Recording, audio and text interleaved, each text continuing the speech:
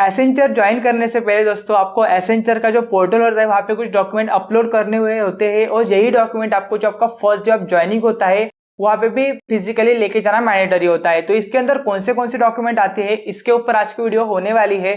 तो अगर आप भी एसेंचर के अंदर ज्वाइन होना चाहते हो या फिर आपको एसेंचर की तरफ से ऑफर लेटर आ गया है तो इस वीडियो को पूरा एंड तक जरूर देखना, जिससे कि आपकी जो ज्वाइनिंग है उसी दिन हो पाए। क्योंकि दोस्तों अगर आपने एसेंचर का कोई भी वेरिफिकेशन मिस किया या आपका जो डॉक्यूमेंट है आपके पास अवेलेबल नहीं है तो आपकी जो ज्वाइनिंग है वो लेट हो सकती है, या कुछ दिनों बाद अगर आपने वो पर्टिकुलर डॉक्यूमेंट उनको नहीं दिया या फिर उनके पोर्टल पे अपलोड नहीं किया तो आपकी ज्वाइनिंग या फिर आपका जो ऑफर है वो टर्मिनेट भी वो कर सकते हैं। इसीलिए मैं यही सजेस्ट करूंगा कि इस वीडियो को पूरा एंड तक जरूर देखना।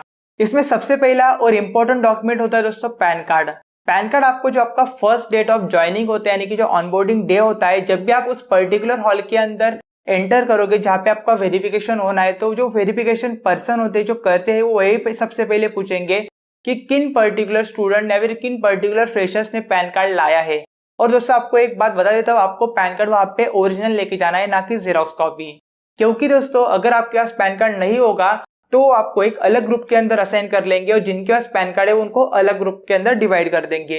ऐसा मैं इसीलिए बोल रहा हूँ क्योंकि पैन कार्ड के ऊपर ही आपका सारा का सारा जो प्रोसेस होता है यानी कि सैलरी वगैरह हो गई या फिर आप इस पर्टिकुलर मतलब परमानेंट अकाउंट नंबर वो एक परमानेंट होता है तो आपको वो पैन कार्ड लेके जाना मैंडेटरी होता है। तो ये हो गया फर्स्ट डॉक्यूमेंट। इसके बाद दोस्तों सेकंड प्रूफ की बात की जाए तो वो है आधार कार्ड। आधार कार्ड भी आपको लेके जाना है, ये मैंडेटरी डॉक्यूमेंट के अंदर नहीं आता है बट स्टिल दोस्तों मैं सजेस्ट करूंगा कि आप लेके जाओ।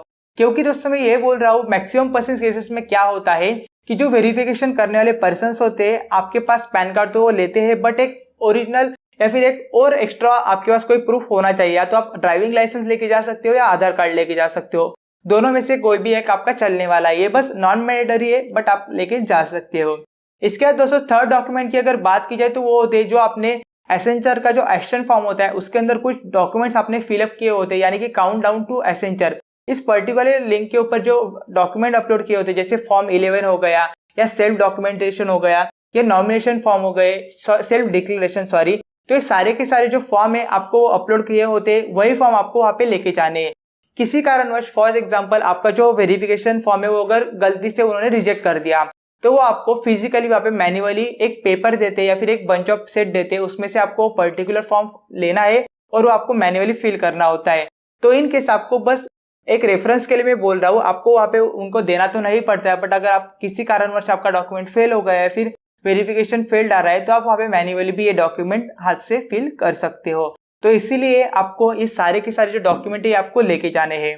इसके बाद के डॉक्यूमेंट की दोस्तों बात की जाए तो वो होता है आपका कोविड सर्टिफिकेट। अब दोस्तों मैक्सिमम केसेस के अंदर अभी तो कोई कोविड सर्टिफिकेट आपसे नहीं मांगेगा, ये ऑप्शनल है, आप लेके जा सकते हो। अगर आपके पास नहीं है तब भी आप मतलब चिंता करने की जरूरत नहीं या फिर आपको ज्यादा स्ट्रेस लेने की जरूरत नहीं है।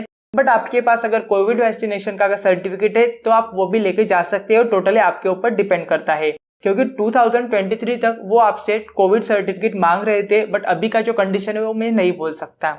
इसके बाद दोस्तों आपको ये तो सभी कंपनीज में लगता ही जो आपके हाईएस्ट क्वालिफिकेशन मार्कशीट होते हैं, यानी कि जो आपका हाईएस्ट, जैसे फॉर एग्जांपल अगर आपने बीटेक किया होगा या एमटेक किया होगा या फिर कोई भी जो हाईएस्ट डिग्री होगी आपकी, आपको वहाँ पे मार्कशीट लेके जानी। मैं यहाँ पे मार्कशीट बोला यानी कि सेमेस्टर मार्कशीट, प्रोविजनल सर्टिफिकेट आपको यहाँ पे नहीं लगेगा। आपको सारी की सारी, जैसे अगर आपने बीटेक किया होगा डिप्लोमा के बाद तो आपको 6 मार्कशीट यहाँ पे लेके जानी है और आपने 12 के बाद बीटेक किया होगा तो आपको 8 मार्कशीट यहाँ पे लेके जानी है। ये बस उनको दिखाने के लिए वहाँ पे आपको देने की जरूरत नहीं होती। और मैं यही बोलूंगा आपको सारे document original as well as xerox दोनों लेके जानी है। इसके बाद दोस्तों सेकंड चीज की बात की जाए तो यहाँ पे सबसे इंपॉर्टेंट चीज आपको 2 पासपोर्ट साइज फोटो लेके जाना है। जैसे अगर आपने आधार कार्ड नहीं लेके गए तो आप यहाँ पे कुछ प्रिंट आउट वगैरह निकाल सकते हो, बट फोटो अगर आपके पास नहीं रहा तो डेफिनेटली आपकी ज्वाइनिंग लेट होने वाली है। तो 2 पासपोर्ट साइज फोटो आपको वहाँ पे लगने वाले हैं। इसके बाद दोस्तों बात की जाए तो एक होता है वुमेन कंसेंट फॉर्म। तो ये जो वुमेन कंसेंट फॉर्म होता है दोस्तों ये सारे लोकेशन के लिए नहीं होता है, बट जो दिल्ली या नोएडा की जो वुमेन्स वगैरह या फिर जो लोकेशन के एम्प्लॉयज है, मतलब लेडीज एम्प्लॉयज है, तो उनको ये फॉर्म देने की जरूरत होती है। तो अगर आप दिल्ली या नोएडा से हो तो आपको ये भी लेके जाना है। अगर आप किसी और लोकेशन के से हो तो आपको ये लेके जाने की जरूरत नहीं है। इसके बाद जो नेक्स्ट वाला डॉक्यूमेंट है वो होता है दोस्तों ESIS पासबुक। अब इसके ऊपर आपको कुछ एसेंशियल बेनिफिट्स देती है, वो क्या देती है इसके ऊपर मैं एक अलग से वीडियो बना दूंगा।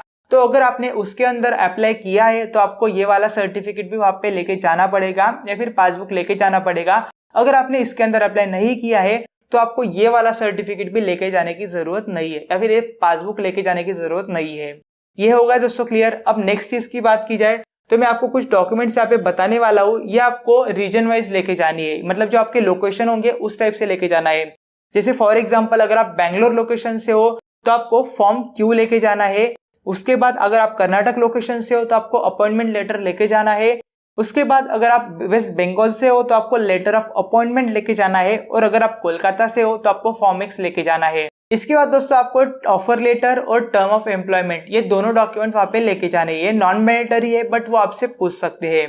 इसके अलावा दोस्तों एक लास्ट डॉक्यूमेंट की अगर बात की जाए, ये ऑप्शनल है, सभी लोगों के लिए नहीं है। ये पर्टिकुलर कुछ लोगों के लिए जिनको उनके एजुकेशन के अंदर गैप हुआ होगा, यानी कि गैप सर्टिफिकेट, या दोस्तों जो आपका नाम अगर किसी ने चेंज किया होगा, जैसे पहले अलग था और अभी अलग है आपने, या आपका जो बर्थ जो डेट होगी वो अगर आपने वो गलती से एसेंचर का फॉर्म फिलअप करते हो कोई गलत डाल दी होगी, तो ये तीनों डॉक्यूमेंट के अंदर दोस्तों आपको एफिडेविट जमा करना पड़ता है। तो यही कुछ डॉक्यूमेंट्स होते हैं दोस्तों जो आपको एसेंचर का जो फर्स्ट डे ऑफ ज्वाइनिंग होता है या फिर ऑनबोर्डिंग होता है आपको लगते हैं। अगर मैंने कोई डॉक्यूमेंट मिस कर दिया होगा तो प्लीज उसको कमेंट सेक्शन के अंदर जरूर कमेंट कर दीजिएगा, क्योंकि इससे बाकी लोगों के लिए हेल्प मिलने वाली है। तो आज की वीडियो के अंदर दोस्तों बस इतना ही। मिलते हैं नेक्स्ट वीडियो में, तब तक के लिए गुड बाय।